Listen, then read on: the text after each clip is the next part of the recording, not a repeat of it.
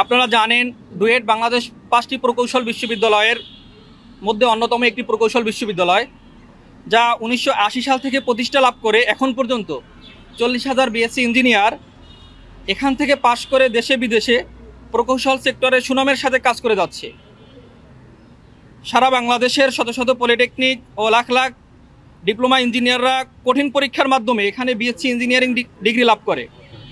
তারই ধারাবাহিকতায় আমরা বর্তমানে বিএসসি ইঞ্জিনিয়ার এবং পলিটেকনিক শিক্ষার্থীদের চলমান আন্দোলনের প্রেক্ষাপটে ডুয়েট শিক্ষার্থীদের বক্তব্য হচ্ছে, সাম্প্রতিক সময়ে ডিপ্লোমা ইন ইঞ্জিনিয়ারিং শিক্ষার্থী কিছু দাবির পরিপ্রেক্ষিতে বিশেষায়িত প্রকৌশল এবং অন্যান্য বিশ্ববিদ্যালয়ের প্রকৌশল অনুষদের শিক্ষার্থীদের ডিপ্লোমা ইন ইঞ্জিনিয়ারিং শিক্ষার্থীদের সমমর্যাদার আসার প্রয়াস লক্ষ্য করা যাচ্ছে।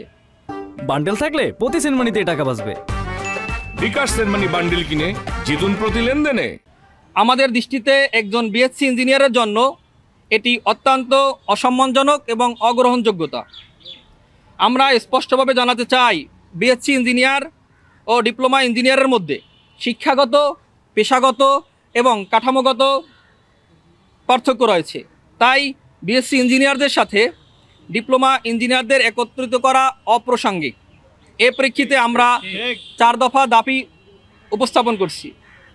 নবম গ্রেডের সহকারী প্রকৌশল পদে নিয়োগ সংখ্যা বৃদ্ধি করতে হবে। পাশাপাশি সকল পদোন্নতির ক্ষেত্রে মেধা ও যোগ্যতার ভিত্তিতে পদোন্নতির সুযোগ রাখতে হবে।